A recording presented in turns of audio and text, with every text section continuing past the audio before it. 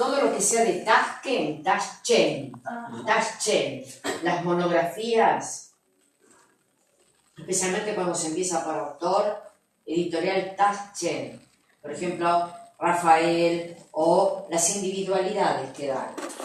Eso es muy seguro, muy seguro lo que el texto. Eso sí está bueno. ¿Cómo? Que ese sí está bueno tenerlo en color, porque las imágenes de esa editorial son hermosas. El papel que usa Taschen es increíble. Ah, sí. Usa una calidad de papel increíble, muy lindo. Tiene también recopilaciones importantes empezó a sacar después con el tiempo, no solamente monografías sobre un autor determinado, y que son valiosísimas, Klein, etcétera, sino también, por ejemplo, está el arte románico, el que abarca justamente la Alta Edad Media, el arte gótico, que abarca la Baja Edad Media, en un tomito.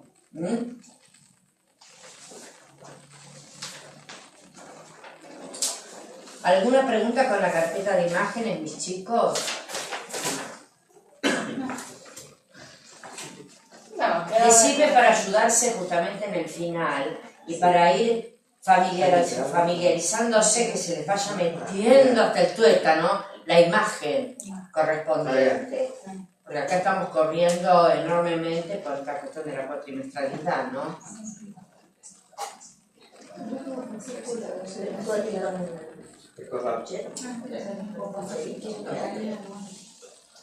Los fascículos de las imágenes. Bueno, anoten. Díganme lo último que vimos. Grecia helenística, ya sé. Digo, el último comentario. Era el relativismo.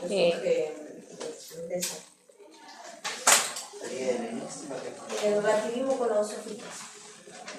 Las facciones de los ojos, como se diferencia del clasicismo. Sí, claro. Con respecto al mundo helenístico, va a ser de proporciones gigantescas, porque justamente se va a expandir lo que significa lo griego como cuna de Occidente a otros lugares, a otras civilizaciones muy lejanas, incluso orientales. Por eso le poníamos al periodo helenístico, siglo III en adelante, difusión y pérdida del ideal. Difusión y pérdida del ideal. Roma tiene una historia que comienza en forma mítico-fáctica en el 753 a.C., con la fundación de Roma por Rómulo. Perdón, hoy empezamos ya con Roma. Sí. Grecia murió. No murió. Continúa. Súper viva. Bueno, hablé como que punto, Roma. Okay, Sí. Listo, será como un capítulo nuevo. Grecia murió. Sí. Hay que pensar, chicos, hay cosas. Sí, Maxi, sí. Vos actualizás, yo después te agarro y te desabes. La reseteo, ¿no? No, vos fuiste al patrón de Grecia, no una profesora. Bien, Grecia como sustrato va a volver a aparecer, por supuesto, en el Renacimiento, en el neoclasicismo del siglo XVIII, incluso hasta el siglo XX incluido. Es, como les comentaba, la matriz de Occidente. No porque sea mejor que Oriente, ni mucho menos, ni Oriente mejor que Grecia, sino porque nos concierne en cuanto al antropocentrismo, el racionalismo y el mundo, la representación, dominio y disfrute del mundo. Pensado en términos de que el humano lo puede captar por sí mismo, lo piensa, lo incorpora y luego lo proyecta en filosofía y en artes. Anteriormente, en los imperios agrarios, que ustedes tienen una fotocopia, prevalece, son extraordinarios, prevalece una conciencia mágica, que en la reproducción está contenido el original. En la reproducción está contenido el original, ¿no? De modo tal entonces que tanto la figura humana como todo tipo de figuras está realizada con lo que se denomina una especie de realismo integral, para que en las tumbas, en las pinturas sobre paredes, en las tumbas y demás, los dioses vean ese interior que va a ser tapiado una vez que esté el muerto adentro. Se las construyen las tumbas en vida, mastabas y pirámides. La pirámide es para el faraón, que es un rey y dios. Rey y dios. Por ejemplo, este canon griego, este canon egipcio, los pies de perfil, pies y piernas de perfil, torso de frente, cabeza de perfil, ojo de frente. Es decir, un realismo integral donde cada parte es representada desde el punto de vista en que mejor se vea. Después esto en las vanguardias del siglo XX y en los precursores de las vanguardias va a tener un peso enorme, más que Grecia y Roma. Por ejemplo, Gauguin va en su etapa maorí a representar una pintura Tamatete, el mercado, donde aparecen las maoríes representadas de esta manera, indicando justamente, como Picasso con la escultura oceánica y africana, que quieren saltar por encima de la concepción greco-latina para ir más atrás o a otra cosa. Eso es en el siglo XX, en las vanguardias especialmente. Que supongo ya lo verán claro que sí, con el profesor. La cuestión es que nosotros tenemos con Grecia la idea de que, si bien hay un respeto enorme a los dioses, obviamente, la humanización, como ya hemos hablado, del panteón griego, panteón significa reunión de dioses, van a ser antropomórficos, aunque tengan poderes sobre la vida humana y además sean eternos. Los dioses son representados como hombres y los hombres, de alguna manera, cuando digo hombres digo el humano, lo humano está elevado casi al nivel a imagen y semejanza. A imagen y semejanza al nivel del Dios. Todo esto va a difundirse extraordinariamente, después va a entrar en crisis, fundamentalmente por el hecho de una gran cantidad de oferta filosófica, como hemos hablado en la charla pasada, y además por el hecho de que el arquetipo, se rompe para dar lugar a la individualidad, como por ejemplo los retratos. Ahora, ¿se acuerdan los retratos?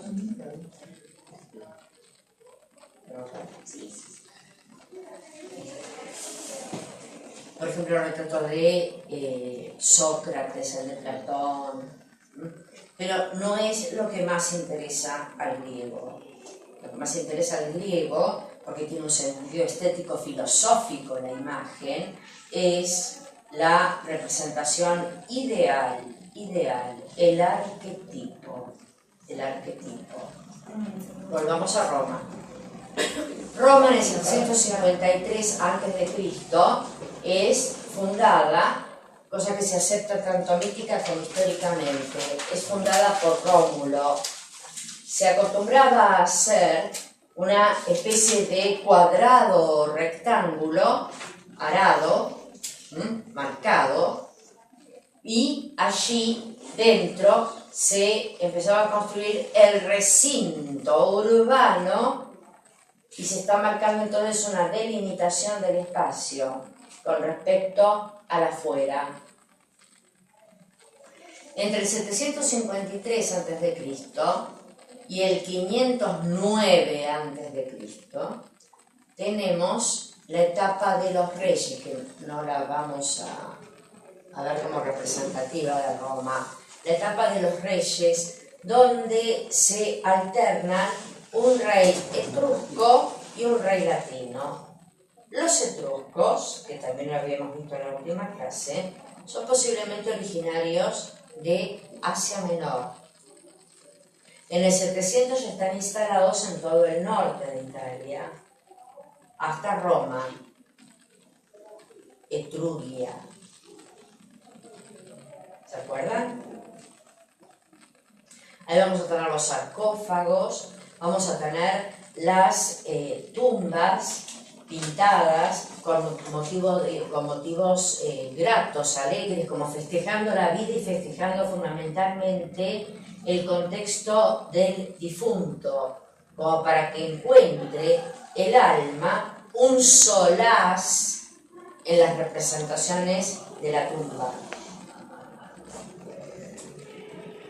Los romanos, ahora vamos a ver el mapa de Italia, nosotros tenemos acá Italia, el Lacio, de ahí va a venir la palabra latino, acá es una franja con Roma, que no es por supuesto un único pueblo, sino una síntesis de pueblos que ya habitaban, los pueblos latinos aborígenes, y por otra parte de los que vienen con Eneas, según la Eneida de Virgilio, en el siglo I después de Cristo, el primer emperador Augusto va a hacer escribir la Eneida. Eneas es un troyano que ha escapado, se ha ido en el momento en que Troya cae. Al romano le importan mucho los orígenes míticos y los orígenes históricos. Entonces, para sentir como que tienen un carnet de identidad, van a remontarse a un personaje troyano de la época de la guerra de Troya con Micenas o el mundo aqueo, Agamenón, Menelao. Como que busca un linaje de esas personas. Lo vamos a ver en Augusto eso. Entonces, ¿dónde estaba? En el linaje histórico. No, de Eneas. Interrumpan siempre. Eneas. Bien. En la historia romana, Eneas, viniendo de Troya, llega a Roma después de deambular con sus barcos, toca Cartago, piensa que es ahí el lugar donde se va a instaurar, como le han dicho, la estirpe más grande de la tierra que va a venir de él. Pero tiempo después se da cuenta que no es Cartago, no es Cartago, en África. Entonces parte y termina anclando en Roma, en el Lacio.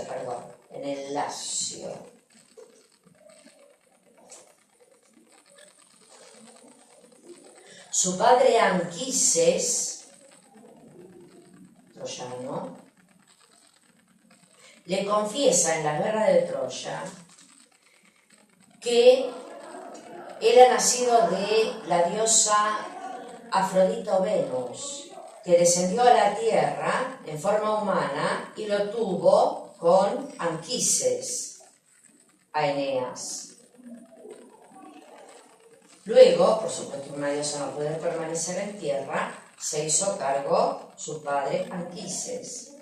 Cuando la guerra de Troya ya está culminando y está clarísimo que va a ser completamente destruida, el anciano ya ahora Anquises le dice a su hijo: vámonos, andate, yo no me voy, le dice Eneas, no me voy, sigo peleando hasta la muerte. No, porque tu madre es una diosa, Afrodita o Venus, y me ha dicho que de tu sangre van a ser la estirpe más grande de la tierra. Esto los chicos romanos en la escuela se tenían que aprender los 3000 versos de la Eneida de memoria, así derecho hijo.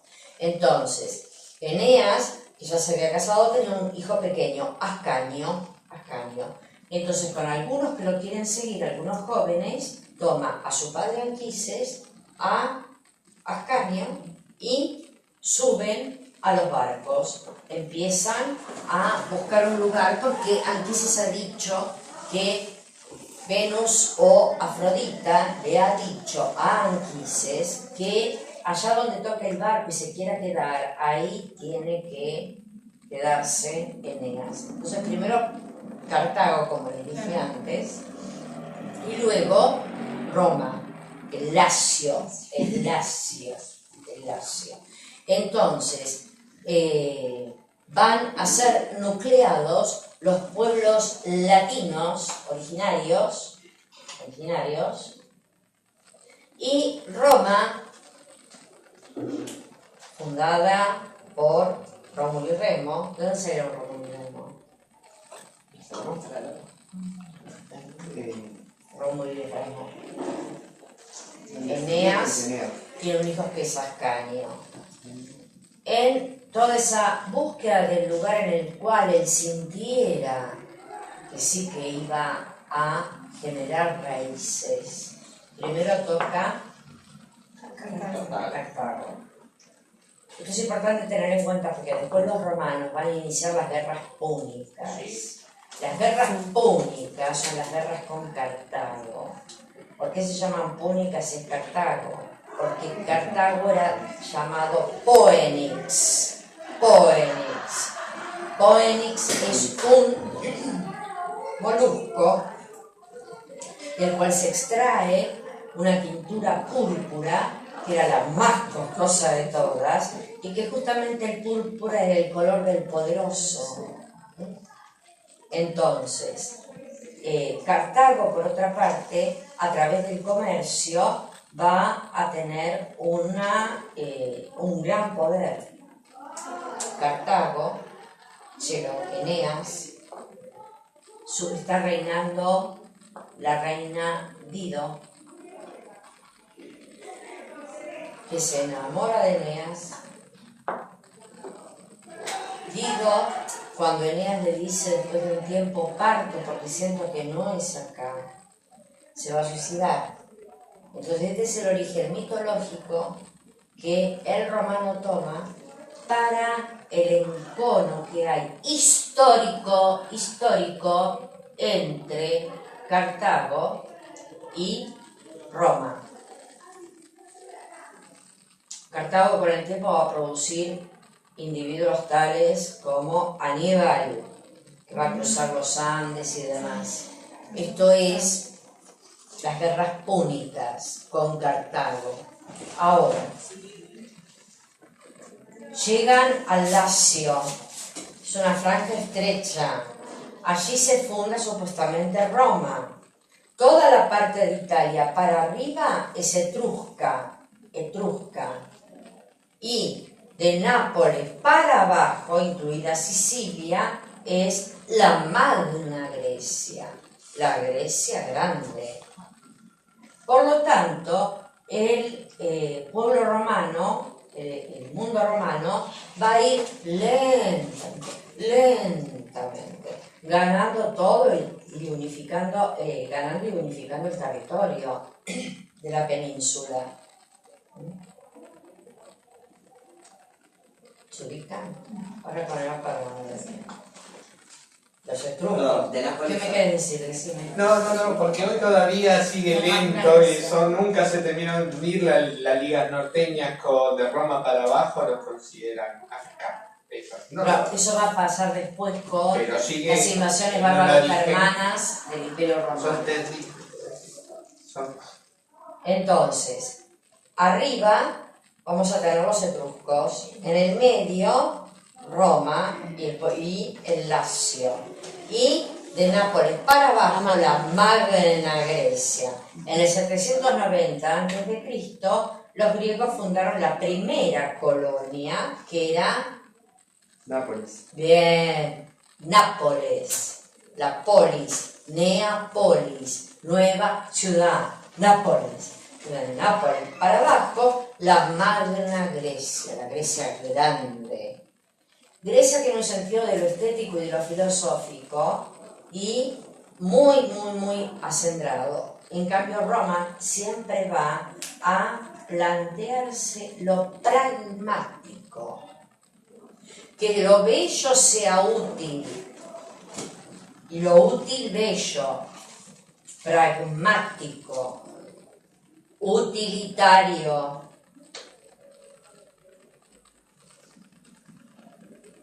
Por ejemplo, frente al contenido estético filosófico, Roma declina porque le interesa justamente la expansión territorial y está comandada por grandes caudillos que finalmente van a hacer de ese lugar, Roma, la dueña de un imperio que llega hasta Antioquía,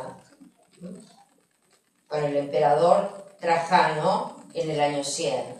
¿Se imaginan? España, Francia, todo lo que viene, toda Italia, Jerusalén. Cristo nace bajo el emperador Augusto y muere bajo el emperador Tiberio. Poncio Pilatos es un delegado romano. Parte de Gran Bretaña también. Y hasta la mitad de Gran Bretaña. De Gran Bretaña para arriba no pudieron subir nunca. Entonces, todo esto que son generalidades, que después vamos a ver en las obras, y en un apuntito que les he preparado, no se asusten, tenemos en la Eneida, del 753 al 509 a.C., la etapa de los reyes. En el 509 a.C., es decir, 509 a.C. es el equivalente en Grecia al periodo arcaico, siglo VI. En el 509 a.C. vamos a tener una revuelta de jóvenes patricios. Patricios significa padre de la patria. Son las familias fundadoras de Roma. Hay una revuelta de jóvenes patricios que van a instaurar la república, no la monarquía, república. La palabra república del latín viene de res publicae, la cosa, res, la cosa, el asunto público de todos. Entonces, 509 a.C., la República, hasta el 27 a.C. En el 27 a.C. surge el imperio. Preanunciado ya, y por eso fue asesinado por Julio César en el 44 a.C. y llevado a cabo por su sobrino nieto Octavio, que va a adoptar el nombre de Augusto, el más grande. El imperio, la parte imperial, va a ser del 27 a.C.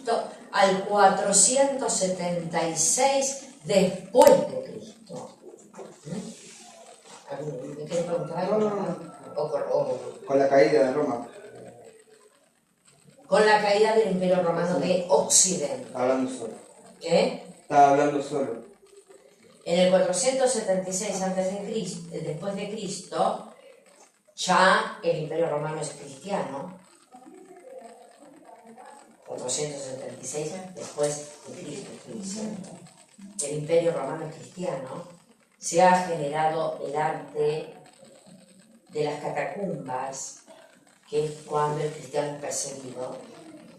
Entonces hace un arte subterráneo, fundamentalmente con la idea de enterrar el cuerpo. Tanto el griego como el romano aceptaban la incineración de los restos y luego poner las cenizas en grandes sarcófagos maravillosos, de mármol, con escenas, etc. El cristiano se va a tomar al pie de la letra la idea de la resurrección del cuerpo y del alma. Entonces dice, no, claro. Acá hay influencias también del antiguo Egipto, conservación del cuerpo, porque va a resucitar el día del juicio final. Entonces ahí se inician las catacumbas, que surgen fundamentalmente en esa creación romana extraordinaria, que son los caminos. El romano va a hacer un aporte único a la historia en lo que se refiere a la ingeniería civil. Puentes, caminos y acueductos. Ingeniería civil. Puentes, caminos y acueductos. Con lo que lleva agua y conecta todo el imperio. En cuanto a la escultura, es subsidiaria de la griega, en el sentido en que las esculturas romanas que hay en su gran mayoría son copias de originales griegos perdidos. Aunque el romano tiende más hacia un retrato realista, no al arquetipo.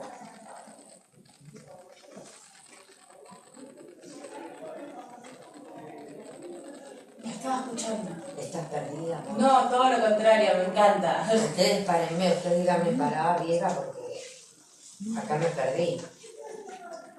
No, en serio, con total confianza. Entonces, ¿por qué esta cuestión del retrato realista, que está muy marcado en Roma? Ya los tenía en la etapa helenística Grecia y su expansión territorial, lo hemos visto con Sócrates, Eurípides, esas esculturas retrato a partir de Alejandro Magno. Pero no era definitorio eso, lo definitorio era el arquetipo. En Roma va a tener, fundamentalmente, si bien no lo inventan, una riqueza de retrato realista extraordinaria, así como va a aportar, sí, aportes realmente extraordinarios en el campo de la arquitectura y la ingeniería. Piensan que los caminos son los que le permitieron esa expansión territorial terrible porque movía los ejércitos a una velocidad impresionante.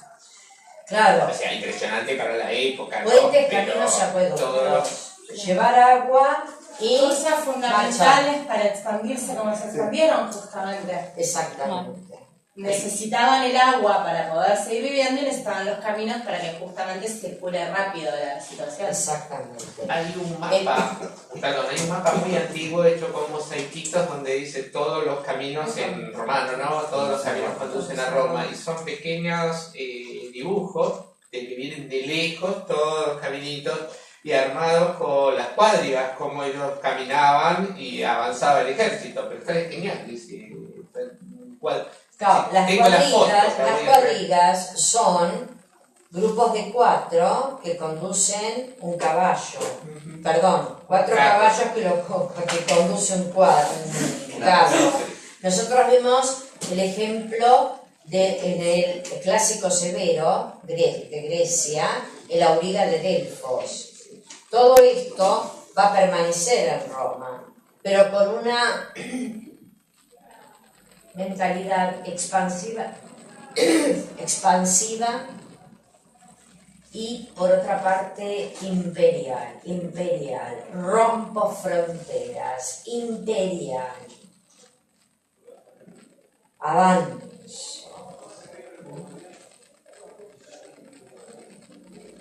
Entonces, en el 509 tenemos la República, vamos a ver algunas características ahora, y fundamentalmente la etapa imperial, como les decía antes, en el 27 a.C.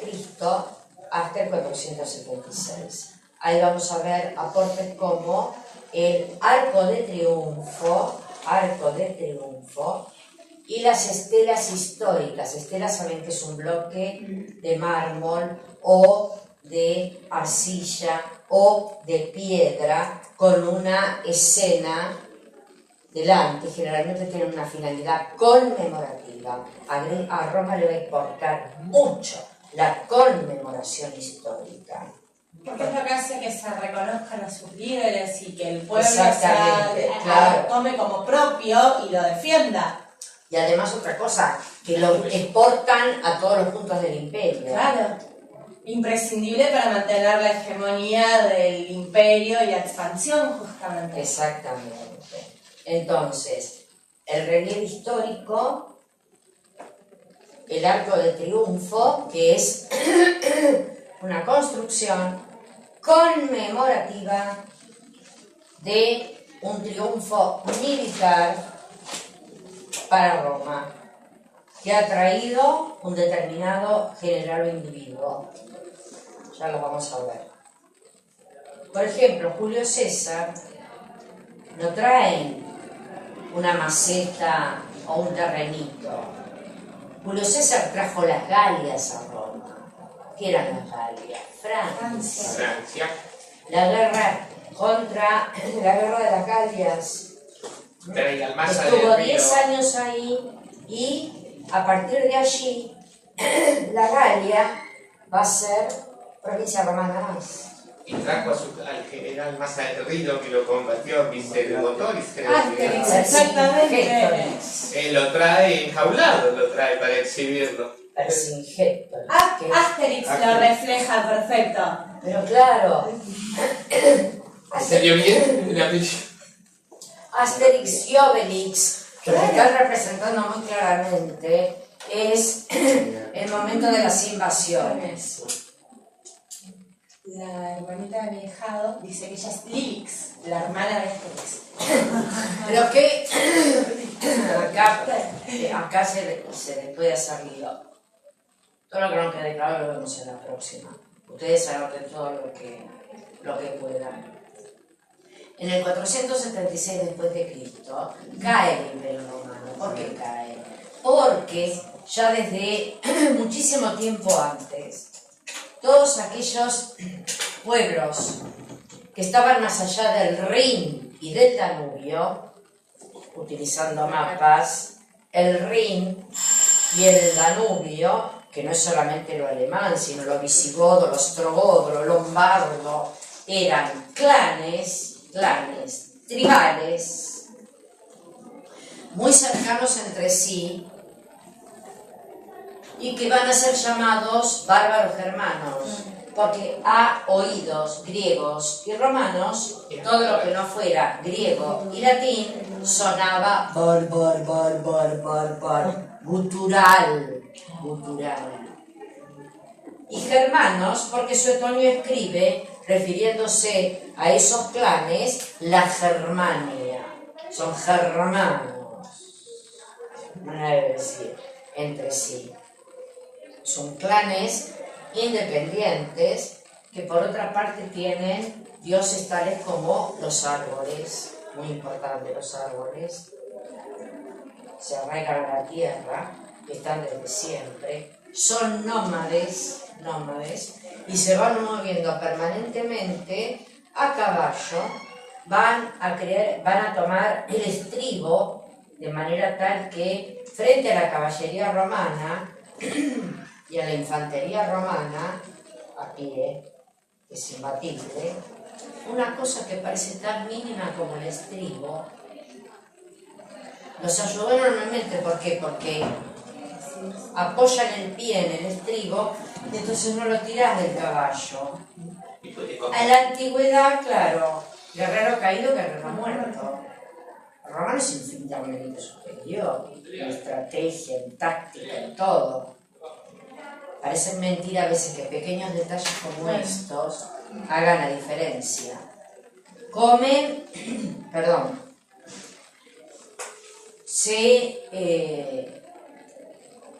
Se llevan sus ganados, rebaños, típico del pueblo nómade.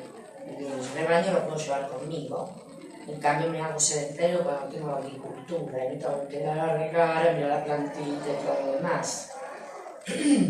Cuando sus rebaños agotan los pastos de los bosques, ahí las mujeres y los chicos van en carretas, ellos a caballo, donde pueden hacer caca, pis, cocinar, andar, todo arriba del caballo. Esto lo dice Julio César, en el 44 a.C. Hace 400 años antes. Tengamos cuidado con esos pueblos porque son terriblemente individualistas, no aceptan el código romano de leyes, es decir, que su sistema era el git. Ojo por ojo, diente por diente. Te matas uno, te mato ocho. El romano, que es terrible, pero tiene el código de leyes. El código romano que lo seguimos estudiando, que siguen estudiándolo. Entonces se pone tu problema ante la ley y se dirime con la ley. Este concepto era, según Julio César, imposible de adquirir por esos pueblos, ¿no? Entonces, tanto el ojo por ojo y el diente por diente, que era muy antiguo, y en ellos funciona enormemente, junto con el nomadismo, junto con la ambición de poder penetrar en Roma, pero con el tiempo Roma, su fuerza, su lujo, etcétera, sus instituciones, va a correrse la voz a pueblos muy lejanos. Y en general, los pueblos nómades tienden a bajar en busca de climas cálidos y zonas de agricultura estable. Entonces, primero tenemos los mongoles, mucho más allá, los bárbaros germanos no son mongoles, los mongoles son totalmente nómades también. Contra ellos se construye la muralla china, así que miren lo que era. Entonces, los mongoles, todos dispersos, son unificados por un caudillo, Atila. Entonces Atila dice, ¿por qué no podemos tener nosotros un imperio como el romano? Y ahí empiezan a bajar. Acá en esta franja, se encuentran con los pueblos bárbaros germanos, que eran tomados periódicamente, con mucha habilidad por el imperio romano, a través del Tratado de Hospitalitas, donde viene la palabra hospitalidad, hospital, es decir, escucha de bárbaro germano, vos entrar al imperio, pero hablas latín, servís en el ejército romano, te regís por el código de leyes y te doy esta tierra y te quedás. Nos iba incorporando. Ahora, cuando bajan los mongoles comandados por Atila, toda la franja de los que todavía no habían entrado, no habían sido romanizados, son apretados por los hunos de Atila y entran en masa en el imperio romano. Un imperio romano que ya estaba en parte un tanto debilitado por el hecho de la abundancia de todo. Entonces, por ejemplo, cuando antes un padre, un patricio, patria, daba a su hijo para que fuera a cuidar una frontera nueva que han conquistado, el hijo iba y el patricio estaba completamente de acuerdo. Con el tiempo se van a tomar a bárbaros germanos romanizados y se les va a indicar que vayan ellos para que mi hijo, por ejemplo, no corra peligro. Entonces se va ablandando esa tremenda disciplina que había al principio, se va ablandando. Por otra parte, conquistan Egipto, de modo tal que Egipto va a ser una cantera de trigo y de oro inagotable para el Imperio Romano. Cleopatra es la última tolemaica, o, entre comillas, faraona. Julio César primero y luego su sobrino nieto Octavio. Marco Antonio, ella se suicida porque sabe que a Julio César lo pudo seducir. A Marco Antonio, a Octavio, no, porque quiere el poder de Octavio, no porque sea más grande que Julio César. Octavio, entonces, en la famosa batalla de Accio, en el año 31 a.C., va a vencer nada más y nada menos que un imperio que tenía 3.000 años de antigüedad, Egipto. 3.000 años de antigüedad. Cleopatra se suicida y Marco Antonio, su amante romano, también. De modo tal entonces que se incorpora Egipto al imperio romano. Julio César va a darse cuenta de que el sistema implementado en los primeros 500 años de la República no es suficiente para todo lo que están obteniendo. Van a incorporar, como llamaban ellos, a Hispania o Iberia, la Galia, Francia, todo el norte de África. Luego avanzan sobre el sur la Magna Grecia, luego Grecia.